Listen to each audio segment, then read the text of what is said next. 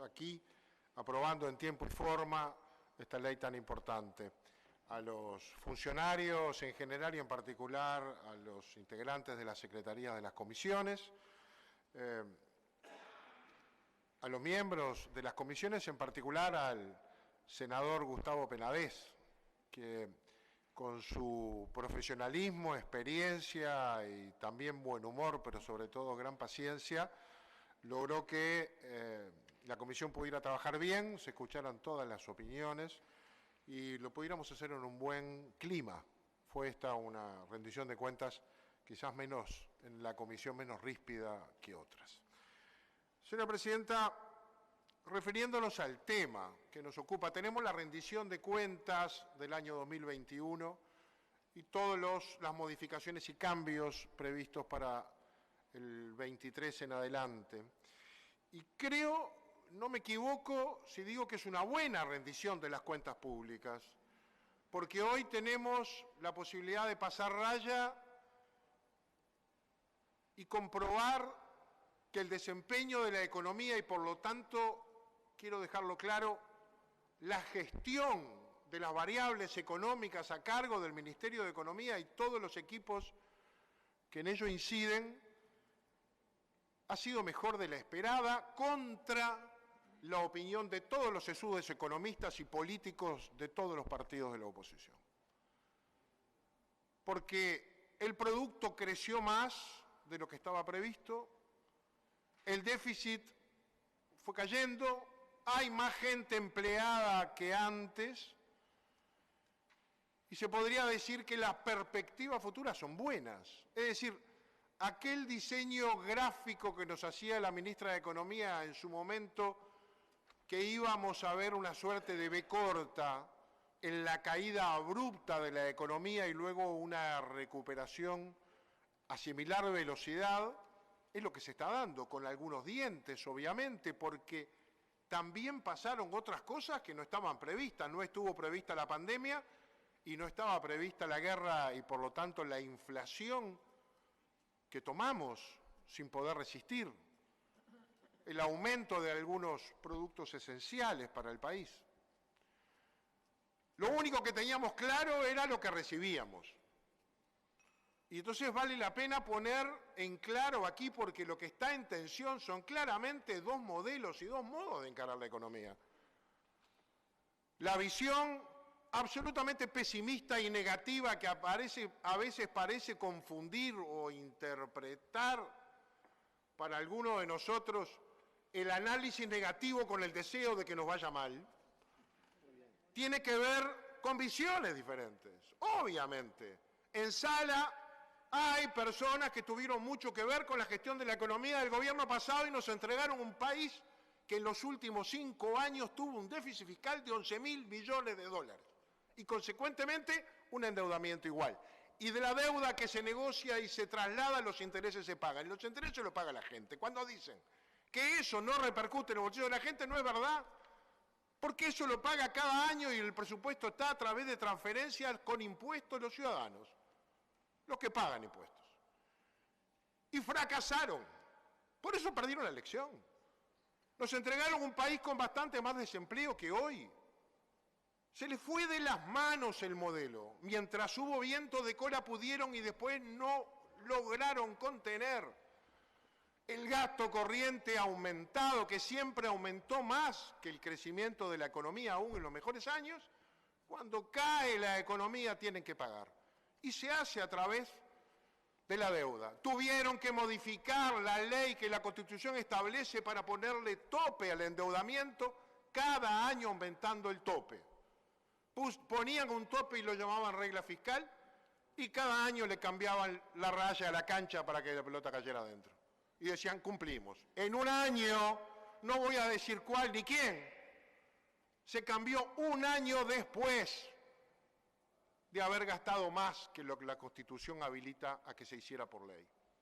Y eso fue en el año electoral, si de año electoral se quiere hablar. Eso tomamos.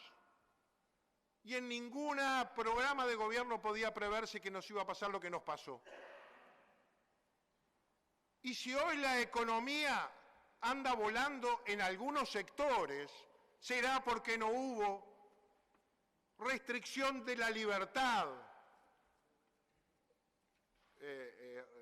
confinamiento total, como se pedía. Hubo libertad responsable que permitió que la economía, en las grietas que tenía y podía seguir funcionando, funcionara para recuperarse más rápido, cosa que nos pasó. Y en el medio vacunamos y gastamos 2.000 millones de dólares más, y hubo 200.000 personas que gozaron del seguro de desempleo. Es verdad que hubo un retraso en los salarios, tan verdad como que nadie dejó de cobrar su salario el mismo día que lo cobraba antes de la pandemia.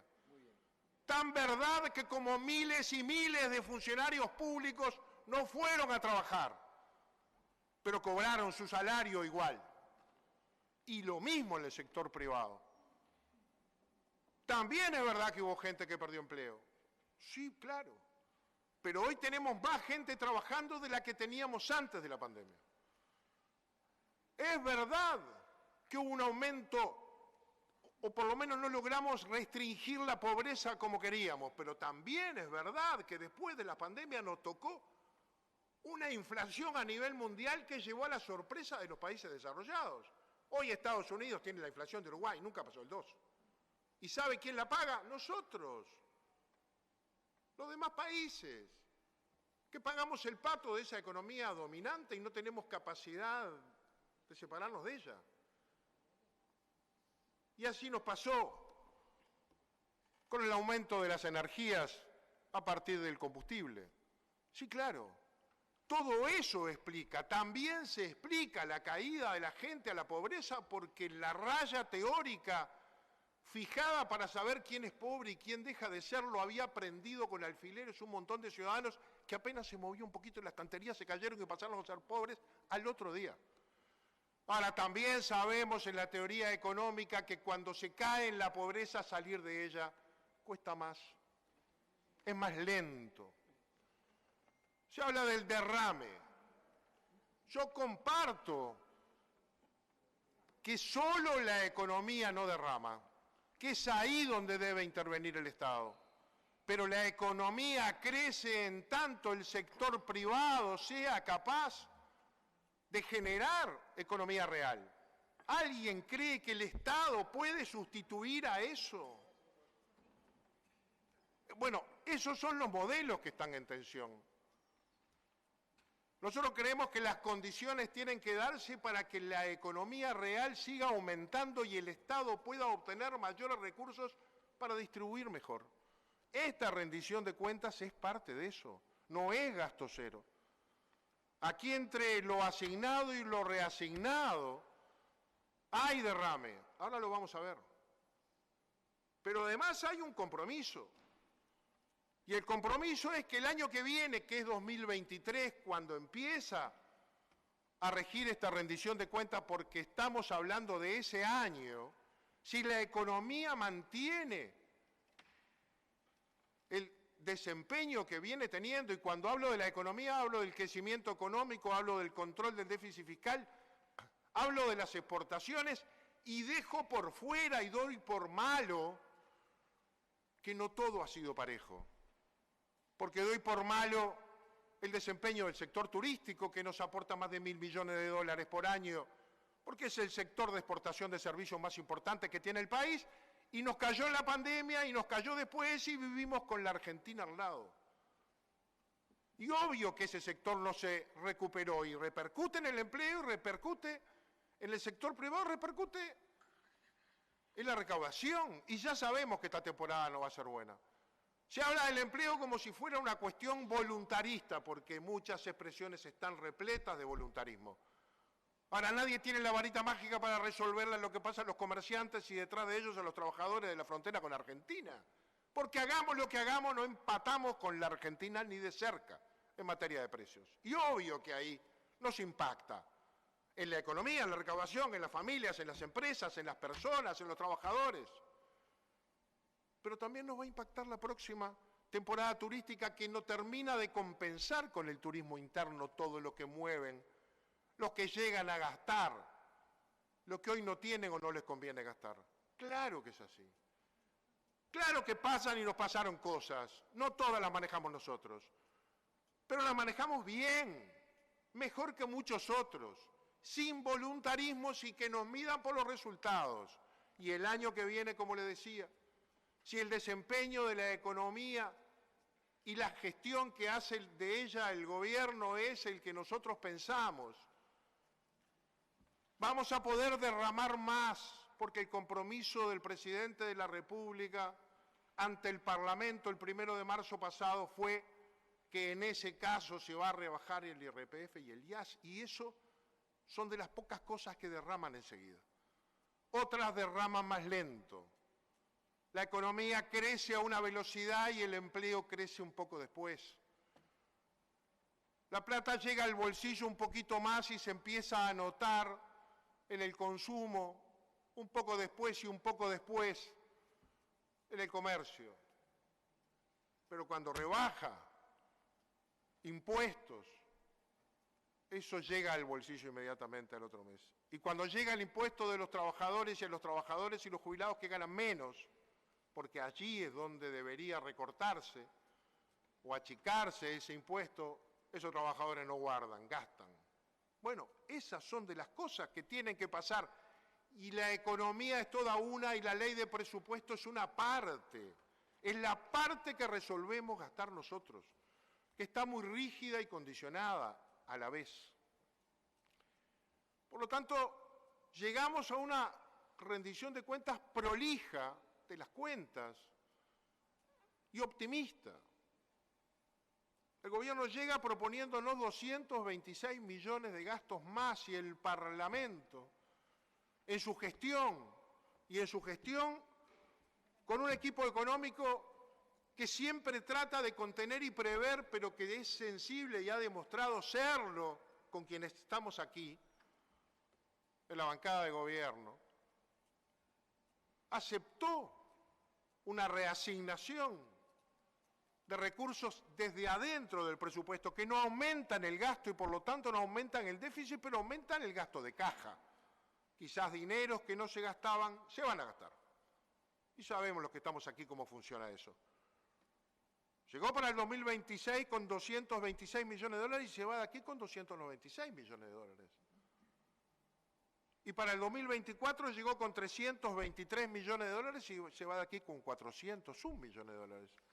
Pero de esos, 110 millones de dólares entre los asignados y reasignados son para salarios públicos y 180 lo serán para el año 2024.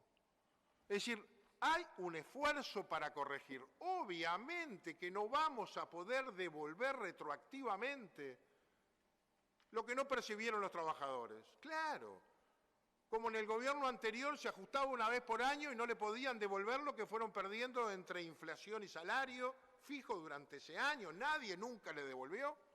Y aquí hicimos una suerte de acuerdo, preservando en todo el sistema, en el público y en el privado, el empleo, dándole prioridad al empleo. Y obviamente resignando salario en el año 2021, pero comprometiéndonos en el artículo 4 de la Ley de Presupuesto que se iba a ir recuperando gradualmente hasta el 2024 y esto lo cumple. Y lo cumple con creces para los sectores de más bajos ingresos. Así vino del Poder Ejecutivo y este Parlamento le puso énfasis a eso en los salarios más bajos de policías y militares también, que también van a recuperar y van a incrementar. Y si baja mañana el IAS y el IRPF, van a incrementar, porque debe decirse también que con razón se cuestionó que rebajaron las jubilaciones en el periodo más crítico de la pandemia, porque se fijan por índice medio de salarios y en tanto los salarios no tuvieron el aumento que correspondía, y esto en consejos de salarios aceptados y en el debate parlamentario también y en las conversaciones con COFE no aceptado pero entendido. En la medida que eso no sucedió, cayó el índice medio de salarios y repercutió en una caída de las jubilaciones, pero debe decirse que aunque no está escrito, va a haber una recuperación de las jubilaciones, en tanto el índice medio de salarios crece y crece por los aumentos de recuperación que están fijados para el sector público, pero también por estos otros aumentos particulares que están en la rendición de policías, militares y otros, que aumentan el índice medio. Y entonces jubilados y pensionistas van a haber recuperado también lo que perdieron. Obvio, lo pasado pasó, porque pasó una pandemia por el mundo, no fue inocua. No vamos a volver el reloj a cero como si nada hubiera pasado. El punto de partida es otro, en muchos aspectos, algunos incluso positivos.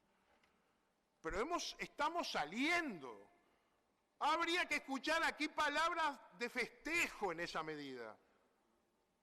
Por suerte, ha habido una gestión prolija que ha permitido ir bajando el déficit fiscal, manteniendo el grado inversor, ahora recuperando economía y atrás de economía salario, con todo lo que sigue pasando en el mundo y en el barrio complejo en el que estamos. Por lo tanto, miremos esto también desde el otro lado, lo positivo, lo que evitamos que sucediera, pero también lo que fuimos construyendo como país. Digamos también que el artículo 3 de esta rendición de cuentas establece un mecanismo adicional de aumento salarial relacionado al aumento del Producto Bruto en tanto este sea mayor al previsto. Y fija una escala, es decir, no solo mejora y distribuye en tanto la economía ha funcionado mejor, sino que además se compromete que si va mejor aún, como pasó este año, de lo que estaba previsto, parte de eso llegará al bolsillo de los trabajadores. Esa es la voluntad. Y creemos que sí, que si el sector privado se recupera, eso con la intervención del Estado derrama. Con la intervención del Estado, solo no. Y el Estado está interviniendo, interviene donde tiene que intervenir, no sustituye al sector privado, porque digamos que llegamos a esta rendición de cuentas y hace muchas rendiciones de cuentas y presupuestos que estoy aquí, como pocas, con negociación colectiva previa y convenio salarial. La primera entrevista con COFE de todas las rendiciones y presupuestos dicen siempre nos enteramos del presupuesto cuando se entregó al Parlamento. No hubo negociación colectiva. Esta vez hubo. Y una negociación colectiva exitosa, al menos en todo el funcionariado que representa COFE y en la educación correspondiente a ANEP. Quedó pendiente la universidad, está pendiente, pero está dicho en la rendición y está en la plata. El día que firmen, cobran. Y creo que todo eso es muy valioso, hay que ponerlo sobre la mesa. Hubo un esfuerzo importante en investigación y ciencia y tecnología. Entre lo asignado y lo reasignado hay un aumento de 490 millones de pesos, 12 millones de dólares más para ese sector. Y no cuento innovación, cuento Clemente Estable, cuento ANI, cuento Portal Timbó, cuento María Viñas, cuento la Agencia Nacional de Investigación, cuento el INAC y su aporte a la investigación en materia de la cadena cárnica. Entre asignaciones y reasignaciones a la educación hay 1.800 millones de pesos. Perdón, 2.100 millones de pesos. ANEP, y hablo del 2023, porque hay 10 millones de dólares más para el 2024. ANEP y lo que el Parlamento fue entregando o moviendo, reasignando para otros sectores, entre ellos la Universidad de la República y la UTEC. Hay reasignaciones importantes en materia de salud. Entre asignaciones y reasignaciones, 1.300 millones de pesos. Lo hay para defensa. Entre unos y otros, 870 millones de pesos y para interior, 1.900 millones de pesos. Nos ocupamos de algunas áreas muy postergadas, nos ocupamos del deporte.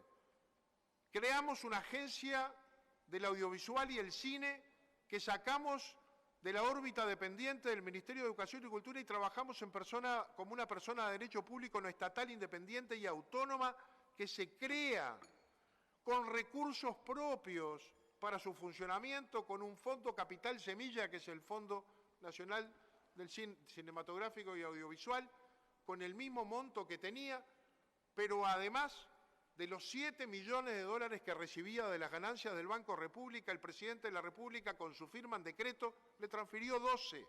Y ese es el compromiso, 12 millones de dólares a una agencia autónoma para desarrollar políticas que aún son embrionarias, pero con muy buenos resultados.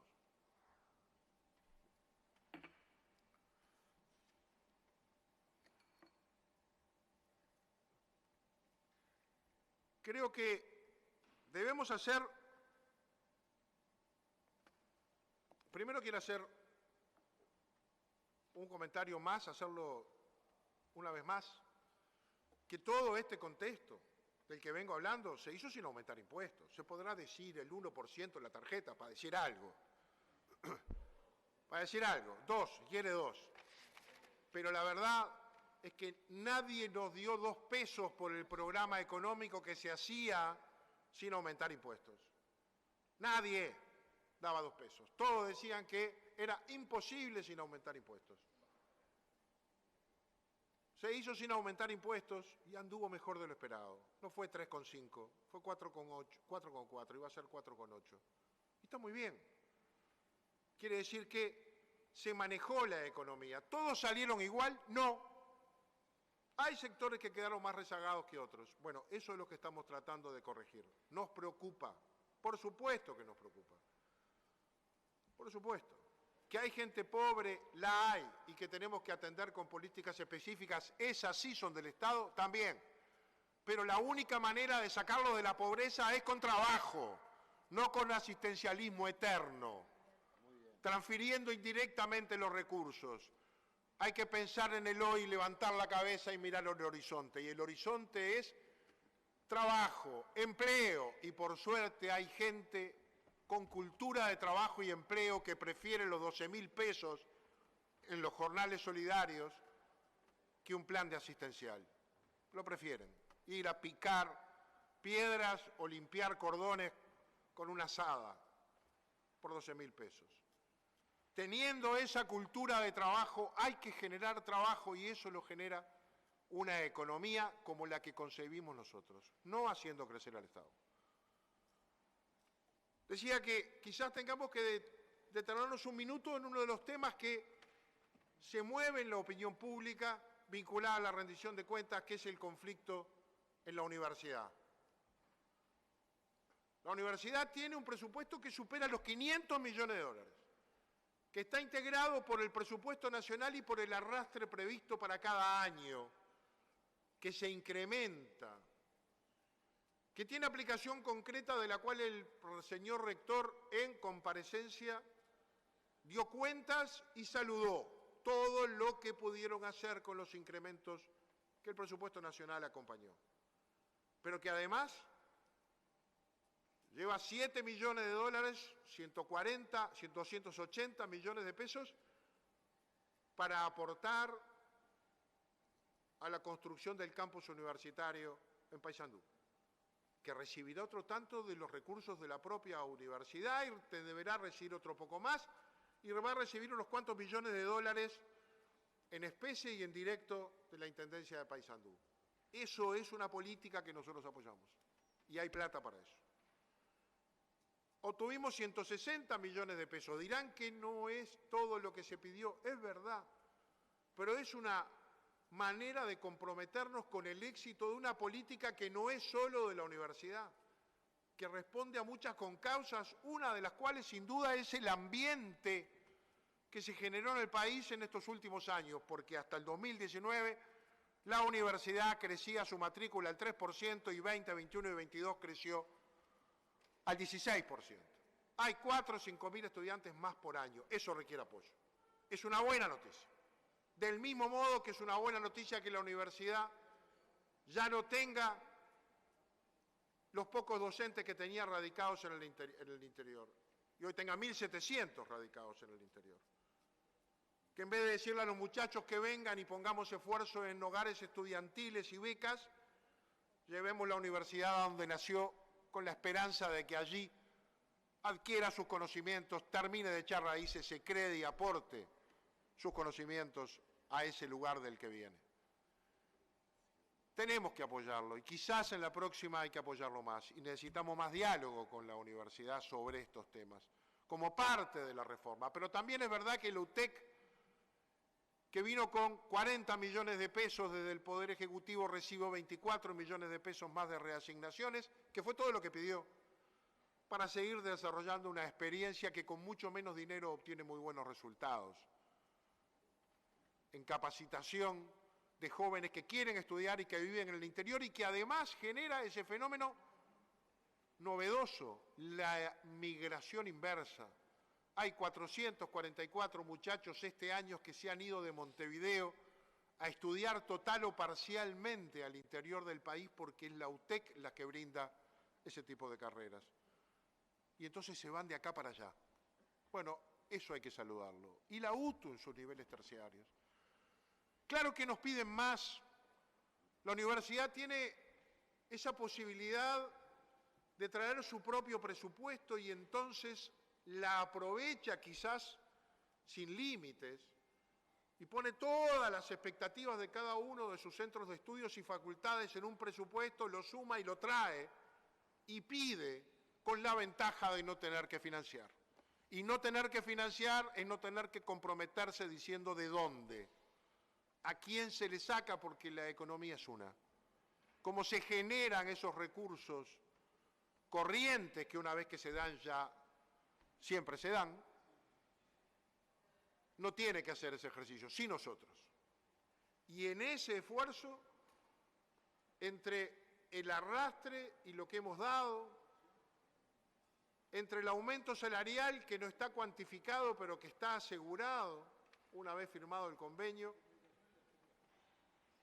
entre lo directo, que es lo que acabo de detallar, más lo que 120 millones que lleva el Hospital de Clínica, que no es educación, pero es universidad, más todo lo que indirectamente recibe la universidad del crecimiento que va teniendo la investigación, porque buena parte de estos institutos que reciben convenian con la universidad no sale mal. Por eso creo que no estuvo bien, y ya lo marqué, el intento de bloqueo al ingreso al anexo mientras el Parlamento en su comisión del Senado discutía con la universidad presupuesto, ni está bien una huelga ahora en estos días, sabiendo que los dados están echados, que los montos son estos, que los esfuerzos se han hecho, y sin una palabra de reconocimiento, solo las críticas llegan. Nosotros, que estamos acá, tenemos espalda y cuero duro para bancarlas todas. Los que no bancan son los padres que tienen gurises pagándole apartamento, luz, agua, pasaje, comida desde el interior, ni los otros que cuando pierden un día, a lo mejor pierden un examen y a lo mejor pierden algunos meses para recibirse. Esos son los que pagan el precio de una movilización con un objetivo imposible de alcanzar, porque la rendición ya está acá, ya la tienen que haber leído y saben que no hay manera de cambiar los grandes números que estamos ahora. Por eso, señora presidenta, no sé si necesito más tiempo. Senadora Bianchi. Hacerle la propuesta al Senado de que se le prorrogue el tiempo que dispone el orador. Procedemos a votar la prórroga al orador. Por la afirmativa, sírvanse en expresar. 22 en 23. 22 en 23 afirmativo. Puede proseguir, señor senador. No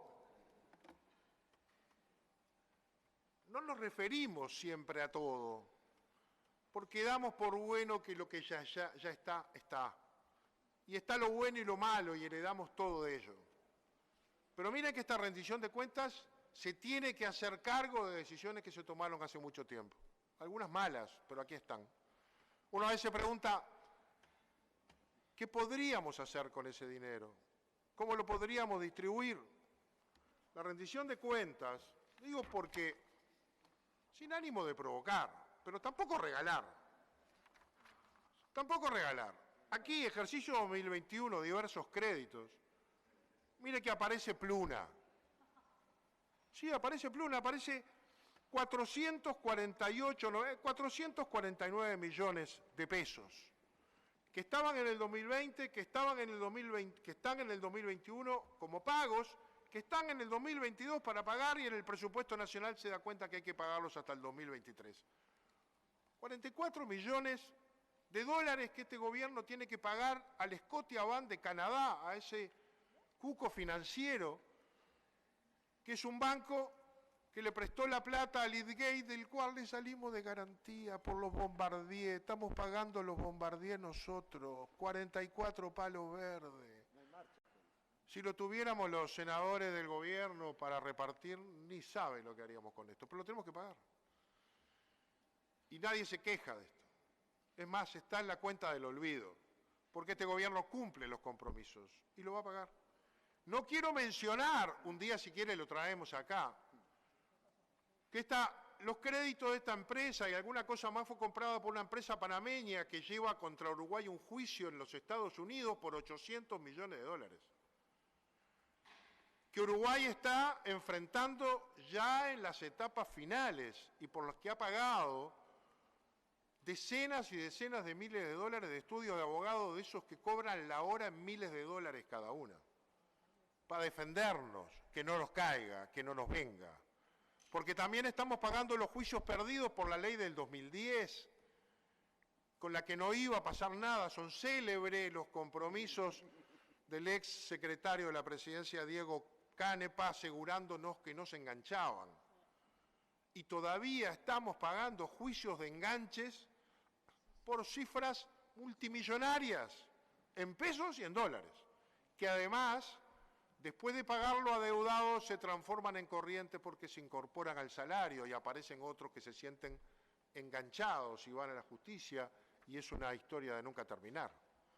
Todo se paga lo bueno y se paga lo malo, y todo está en la rendición de cuentas, lo futuro y lo pasado, pero se paga, no se deja para atrás, y eso forma parte de las obligaciones que el Estado tiene y de las gestiones anteriores.